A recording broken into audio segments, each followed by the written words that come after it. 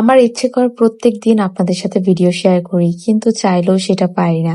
তবে ইদানিং আপনারা আমাকে যে পরিমাণ ভালোবাসা দিচ্ছেন, আমার মনে হয় প্রত্যেক দিনই আপনারা ভিডিও পছন্দ করবেন।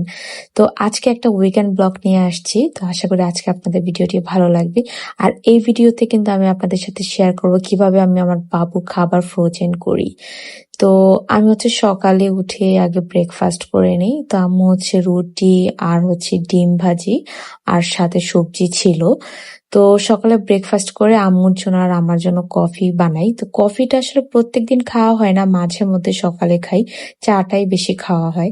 তো ব্রেকফাস্ট করে তারপরে আমি একটু রুমটা গুছিয়ে নেই। বাবুকেও ব্রেকফাস্ট করিয়ে তারপর তার নানুর কাছে দিয়ে আমার রুমটা আমি একটু গুছিয়ে নিচ্ছিলাম।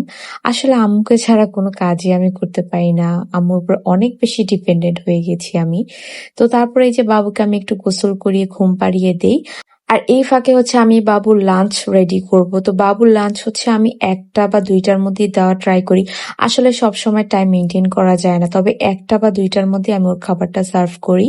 আর এখানে আমি টমেটো নিচ্ছিলাম, আমি বাবুর জন্য স্যুপ রান্না করব। আর সাথে মিষ্টি কুমড়া ছিল। তবে এই মিষ্টি কুমড়াটা আমি এভাবে ফ্রোজেন করে রাখার একটাই কারণ, মিষ্টি কুমড়া বেশি দিন নরমালে থাকে না, 2 দিনের বেশি। তাই এভাবে যদি কিউব করে আপনারা ডিপ ফ্রিজে রেখে দেন তাহলে কিন্তু 1-1.5 মাস ইউজ করতে পারবেন, কোনো প্রবলেম হবে না। বাচ্চাদের সবজি ফ্রোজেন করে আপনারা 1-1.5 মাস খাওয়াতে পারবেন, এতে কোনো প্রবলেম হয় না। তো তারপর আমি এখানে স্যুপটা রেডি করি। এটার রেসিপি আমি অলরেডি দিয়ে দিয়েছি, অনেক আপুরাই পছন্দ করেছেন। তো তারপর আমি এখানে পানি ফুটিয়ে বাবুর ফ্লাক্সে রেখে দিচ্ছিলাম। আমি এই পানিটাই বাবুকে খাওয়াই। তো বাবু না পানি খেতে চায় না, তারপর আমি যতটুকু পারি বাবুকে একটু একটু করে পানি খাওয়ানোর অভ্যাস করাচ্ছি। আর তারপরে এই যে বাবুর খাবার রেডি, আর বাবু কিন্তু উঠে গিয়েছিল। বাবু আসলে বেশিক্ষণ ঘুমায় না, গোসলের পর 1 ঘন্টা বা আধা ঘন্টা এরকম ঘুমায়। তো তারপর সে উঠে যায়, আর সেই ফাঁকে আমি তার লাঞ্চ রেডি করি।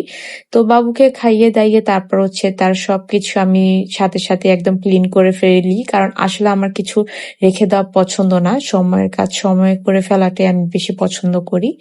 তো এই যে বাবুর সবকিছু আমি ধুয়ে ওয়াশ করে তারপরে পানি ঝরার জন্য রেখে দেই। তো এইভাবে আমি বাবুর জিনিসগুলো ক্লিন করি। এটার ভিডিও কিন্তু আমি আলাদাভাবে আপলোড করেছি। তারপর আমি লাঞ্চ করি। এখানে আম্মু আজকে সবজি, তারপর বেগুনের ভর্তা, মরিচের ভর্তা করেছিল। মানে আম্মু না 3-4টা আইটেম না করলে হয়ই না। তো আমার তো দেখেই ক্ষুধা লেগে যায়। আমি সবসময় বাবুকে খাইয়ে তারপর দুপুরে লাঞ্চ করি। তো এই তো তারপর খাওয়া দাওয়ার পরে আমি এখানে ইলিশ মাছ নেই। তো ইলিশ মাছের ঝোলটা এত মজা হয়েছিল, আর ইলিশ মাছের ভিতর কিন্তু ডিম ছিল। আমি না কোনো মাছের ডিম খাই না, শুধুমাত্র ইলিশ মাছের ডিমটাই খাই, কারণ আমার অনেক পছন্দ। ইলিশ মাছের ডিমটাই না আমার কাছে মনে হয় সব থেকে বেশি মজা। তো তারপর এই যে খাওয়া দাওয়া শেষ করে ইভিনিং এ আমি একটু নুডলস খাই। আসলে সন্ধ্যায় না নুডলস রান্নাটাই আমার বেশি পছন্দ। তো আজকে একটু চিকেন দিয়ে রান্না করেছিলাম, অনেক মজা হয়েছে। দেন নুডলস খাওয়ার পর আমি এখানে একটু চা বসিয়ে দেই। সন্ধ্যায় আসলে চা না খেলে হয় না। আর এই 1 কাপ চা মনে হয় যেন অনেক বেশি এনার্জি দিয়ে দেয় আমাকে। আর সন্ধ্যায় 1 কাপ চা না হলে না আসলে যে নাস্তাটা জমেই না। তো তারপরে এই যে নাস্তা করার পর বাবুকে নিয়ে আমি একটু বসেছিলাম। বাবু এখানে খেলা করছিল আর আমিও একটু রেস্ট নিচ্ছিলাম। সন্ধ্যার পর আমি একটু রিল্যাক্স থাকি, তারপর বাবুর ডিনার আমি রেডি করি।